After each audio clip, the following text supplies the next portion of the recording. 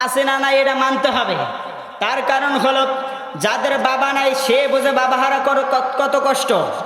তার কারণ বিশ্বনবী সাল্লাল্লাহু আলাইহি সাল্লাম এতিম ছিলেন, এতিম মায়ের নবী এতিম ছিলেন, এতিম শ্রেণী, তারপরও নবীজিকে কম কষ্ট দেন নাই। এই নবীর উম্মতরা ভালো করে শুনে নাও, এক ফোঁটা চোখের পানি আসে নাকি দেখো, যাদের মা নাই তার মতন অসহায় এই পৃথিবীর জমিতে কেউ নাই।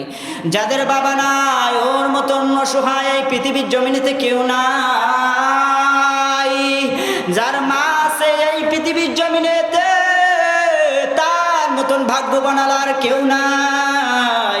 যার মা এই দুনিয়ার জমিন থেকে চলে গিয়েছে রে নবীর উম্মতের দল, ওর মতন অসহায় এই পৃথিবীর জমিনেতে কেউ নাই। হাজার হাজার সন্তানরা ঈদের দিন, এই হাজার হাজার সন্তানরা ঈদ আসতেছে, ঈদ, হাজার হাজার সন্তানরা মাকে বলবে মা নতুন কাপড় কিনিয়ে দাও, বাবাকে বলবে বাবা নতুন কাপড় কিনিয়ে দাও। ওই যার মা নাই ওর মতন এই পৃথিবীর জমিনেতে আর কেউ নাই। এক বন্ধু জিয়া বলে বন্ধু আমার বাবা তো নতুন কাপড় কিনাইয়া দিবে। ওই বন্ধু ঢুকুরি ঢুকুরি কান্দে আর বলে আল্লাহ ও মালিক আমাকে কেন তুমি এতিম বানাইলা রে আল্লাহ, ওর মা আছে ওর বাবা আছে রে আল্লাহ, আমার তো মা নাই আমার তো বাবা নাই রে আল্লাহ, আমি কার কাছে যাবো আল্লাহ, আমাকে তুমি কি বলে জানাইয়া দাও। নবীজি সাল্লাল্লাহু আলাইহি সাল্লাম জানিয়েছেন আমি ইতিমদেরকে খুব ভালোবাসি। এখন তো ইতিমদেরকে তাড়াইয়া দেয় কি দেয় না, জোরে বলেন তাড়াইয়া দেয় কি দেয় না? এখন ইতিমদেরকে তাড়াইয়া দেয় না? আমাদের ভোটমারিতে কি তাড়াইয়া দেয় না?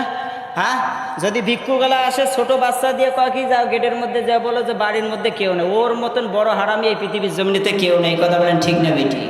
হ্যাঁ, এক মুঠ চাল দিলে আপনার কি অভাব কমে যাবে নাকি? এক মুঠ যদি চাল দেন আপনার অভাব কমবে না, অথচ অভাব আপনার থেকে দূর করে দেবেন কে? জোরে বলেন অভাব দূর করে দেবেন কে? আল্লাহ রাব্বুল আলামিন সেই রকম বিশ্বনবী সাল্লাল্লাহু আলাইহি সাল্লাম ইতিমদেরকে খুব ভালোবাসতেন। যার মা নাই ওই বুঝে মা হারা, যাদের বাবা নাই ওই বুঝে বাবা হারা। সেই রকম আল্লাহ রাব্বুল আলামিন জানিয়ে দেয় যাদের মা আছে ওর মতন ভাগ্যবান আর কেউ নাই। একটি মা 10টা মাস 10টা দিন পর্যন্ত যখন গর্ভে পেটে ধরেছিল, মা যখন 7 মাস পেটের জায়গায় যখন সন্তান থেকে যায়, মা ঠিক মতন খাইতে পারে না, মা ঠিক মতন ঘুমাইতে পারে না। মা যদি খাইতে যায় ঠিক মতন পেটের মধ্যে খাবার যায় না। নবীর উম্মত মা যদি ঘুমাইয়া যায়, মা ঘুমাইতে পারে না। মা যখন শেষ পর্যন্ত ঘুমায়, মা চোখের পানি ফেলাইয়া বলে আল্লাহ আমার কি কষ্ট হয় হোক রে আল্লাহ, আমার কোনো আপত্তি নেই রে আল্লাহ, তারপর আমার পেটের সন্তানকে তুমি ভালো রাখিও।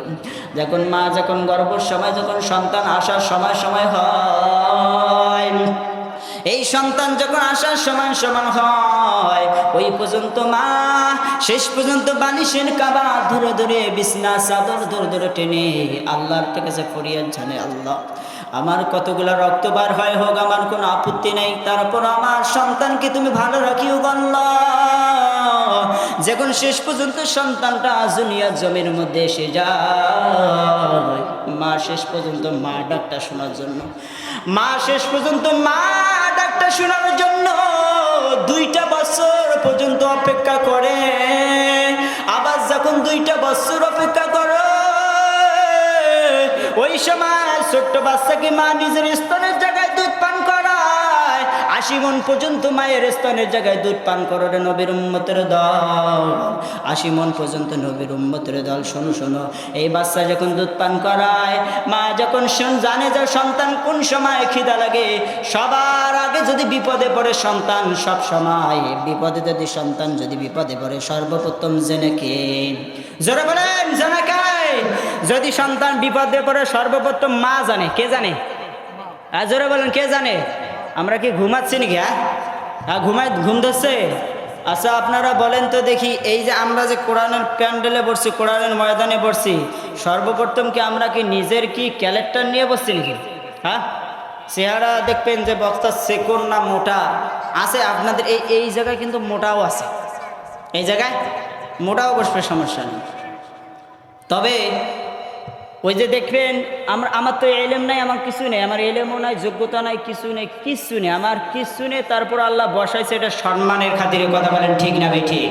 জোরে বলেন ঠিক না বেঠিক?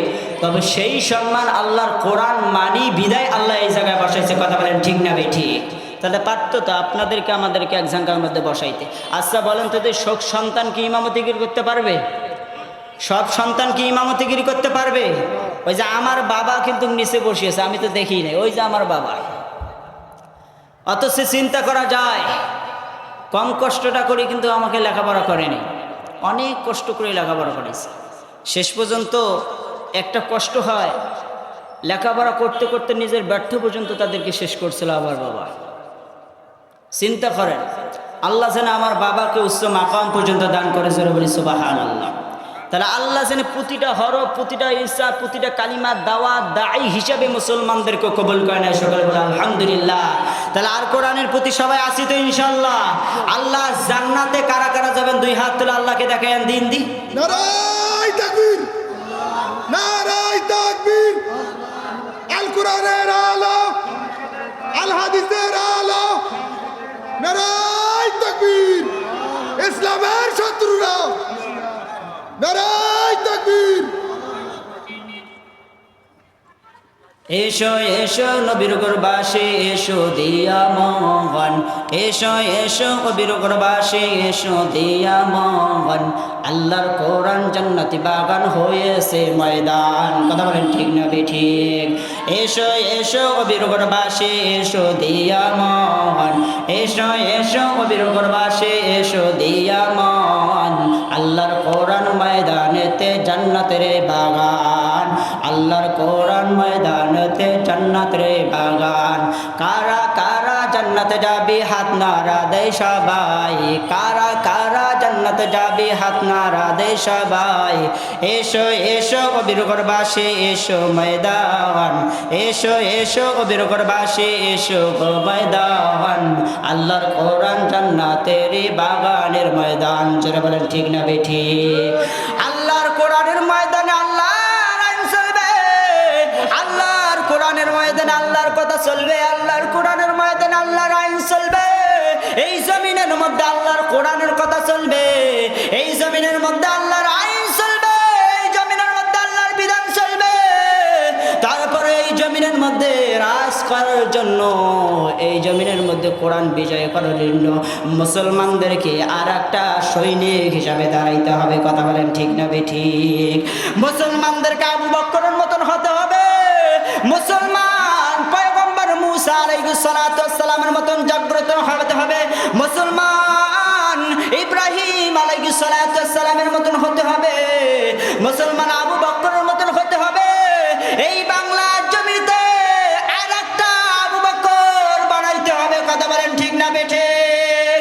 এই বাংলার জমিতে আর একটা আবু বকর বানাইয়া, এই বাংলার জমিতে আর একটা আবু বকর বানাইয়া কোরআন যতটুকু পর্যন্ত হবে, কোরআন ভালোবাসা হবে, মুসলমানদেরকে বিজয় করতে হবে। কথা বলেন ঠিক না বেঠিক? মুসলমান জেনে রাখো, শুনে রাখো, মুসলমান বুঝরা করো, মুসলমান আমার মা আমার বাবা ধন্য, আমার ভাই ধন্য, আমার বোন ধন্য, আমার মা বাবা ধন্য। তার কারণ হলো দুনিয়ার সন্তান যে ব্যক্তির আলেম হয়, ওই সন্তানের মা বাবা ধন্য। যে সন্তানের মধ্যে একটা ইমাম হয়, ওই মা বাবা ধন্য। এই যে জমিনের মধ্যে একটা সন্তান আলেম হয়, ওই মা বাবা ধন্য। পয়গম্বর মুসা আলাইহিস সালাতু ওয়াস সালাম কম কষ্ট করেন নাই, পয়গম্বর ইয়াহইয়া আলাইহিস সালাতু ওয়াস সালাম কম কষ্ট করেন নাই, আবু বকর এই যে কম কষ্ট করেন নাই, ইব্রাহিম আলাইহিস সালাতু ওয়াস সালাম কম কষ্ট করেন নাই। আবু বকর যদি কষ্ট করে থাকেন, ইব্রাহিম নবী যদি কষ্ট করে থাকেন, পয়গম্বর মুসা নবী যদি কষ্ট করে থাকেন, আর মুহাম্মাদুর রাসূলুল্লাহ সাল্লাল্লাহু আলাইহি সাল্লাম যদি কষ্ট করে থাকেন, ওই নবীর উম্মত হিসাবে আমরাও কষ্ট করব। কথা বলেন ঠিক না বেঠিক? জোরে বলেন ঠিক না বেঠিক? ওই দামি নবীর উম্মত আমরা, ইয়াহইয়া আলাইহিস সালাতু ওয়াস সালামের উম্মত আমরা নই, পয়গম্বর মূসা আলাইহিস সালাতু ওয়াস সালামের উম্মত আমরা নই, পয়গম্বর ইয়াহইয়া আলাইহিস সালাতু ওয়াস সালামের উম্মত আমরা নই, পয়গম্বর ইব্রাহিম আলাইহিস সালাতু ওয়াস সালামের উম্মত আমরা নই। আমরা সেই নবীর উম্মত, তার নাম হলো মুহাম্মাদুর রাসূলুল্লাহ। জোরে বলি সাল্লাল্লাহু আলাইহি ওয়াসাল্লাম। নবীজি সাল্লাল্লাহু আলাইহি ওয়াসাল্লাম তো কষ্ট করেন নাই। নবীজি সাল্লাল্লাহু আলাইহি সাল্লাম উহুদের ময়দানে কাফেরদেরকে দাওয়াত দিয়েছিলেন। উহুদের ময়দানে নবীজি সাল্লাল্লাহু আলাইহি সাল্লামকে তো কম কষ্ট দেন নাই। ওই নবীজি সাল্লাল্লাহু আলাইহি সাল্লাম কম কষ্ট করেন নাই। শেষ পর্যন্ত নবীজি সাল্লাল্লাহু আলাইহি সাল্লাম বলেছেন, আল্লাহ এই বাংলা জমিনেতে রাজ কায়েম করার জন্য যদি আমার জীবন চলে যায় যাক, কালিমার দাওয়াত দিতে যদি জীবন চলে যায় যাক, আমার দ্বীনের দাওয়াত দিতে যদি জীবন চলে যায় যাক, আল্লাহ তারপর কাফেরদের সাথে আমাকে কখনো মাথা নত করাইও না। কথা বলেন ঠিক না বেঠিক? জোরে বলেন ঠিক না বেঠিক? তাহলে মুসলমান জেনে রাখো, ওই নবী কষ্ট করেছেন, ওই নবী উহুদের ময়দানে রক্ত ঝরাইলেন, ওই নবী আবার সেই দান ময়দানের সাথে ওই নবী আবার দান রক্তর দিকে তাকাইয়াছিলেন। ওই নবী তো কম কষ্টটা করেন নাই। ওই নবীর উম্মত আমরা, ওই নবীর উম্মত যদি হয়ে থাকি তাহলে মুহাম্মাদুর রাসূলুল্লাহ।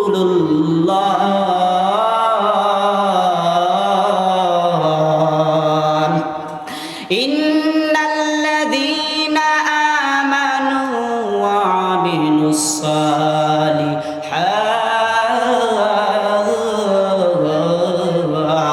কানাত লাহুম জান্নাতুল ফিরদাউসিল নুজুলা। আমাদের জান্নাতের দরকার আছে না নাই? জোরে বলেন জান্নাতের দরকার আছে না নাই?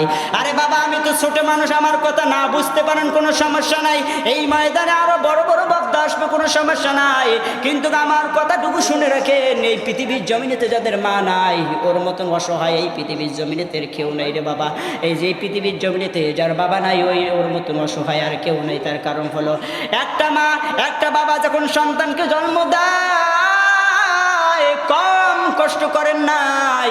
আবার ওই সন্তান যখন বিবাহ করে শেষ পর্যন্ত মা বাবাকে বৃদ্ধাশ্রমে ছেড়ে দেয়। কথা বলেন ঠিক না বেঠিক?